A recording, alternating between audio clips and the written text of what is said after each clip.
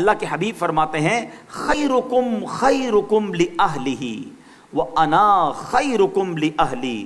آقا فرماتے تم میں سے بہترین وہ ہے, the best amongst you, جو اپنے گھر والوں کے ساتھ بہترین ہے.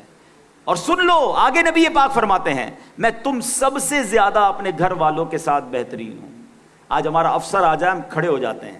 بعض اوقات آپ کی شاید ڈیوٹی ہوتی ہے کہ اس کو سلوٹ بھی مارتے ہیں. وہ کوئی کام کہتا ہے آپ کہتے ہیں یس سر, لبیک, فوراً, جی سر, حاضر. ٹھیک ہے, یہ آپ کی ڈیوٹی کا تقاضا ہے, اپنے بڑوں کا ادب کرنا چاہیے. مگر کیا یہی انداز کبھی اپنی ماں کے ساتھ ہوا؟ کیا یہی انداز اپنے والد کے ساتھ ہوا؟ کبھی والد کو یہ فیل کروایا کہ آپ میرے باس ہیں, میں آپ کا ماتحت ہوں؟ یا جی ہاں, کتابوں میں یہ لکھا ہے میرے نوجوان بھائیوں سنو جن کے ماں باپ حیات ہیں, کہ باپ کا ادب یہ ہے کہ بیٹا باپ کے آگے غلام بن کر رہے. جیسے آقا کے آگے غلام ہوتا ہے نا, بیٹا یوں رہے کہ نہ جانے آقا کب حکم دے گا اور میں اس کا کام کر دوں. مگر انفارچونیٹلی, بدقسمتی سے, جو آج کے حالات ہیں ہم دیکھ رہے ہیں کہ بوڑھا باپ بیٹے کے آگے غلام بنا ہوا ہے کہ بیٹا میرا کام کر دو. بیٹا کہتا ہے ٹائم نہیں ہے, تھکا ہوا آیا ہوں, آفس میں کام کر کے آیا ہوں, تمہارے بھی کام کروں.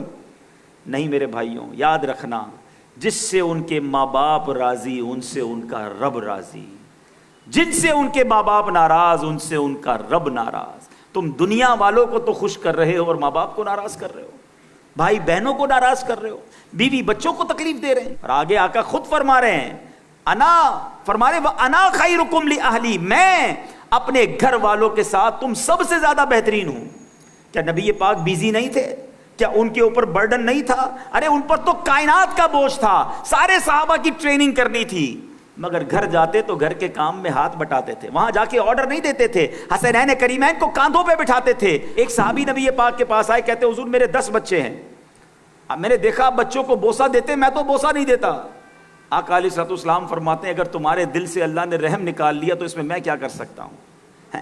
وہ بندہ کیسا جو بچوں کو بھی پیار نہ کرے.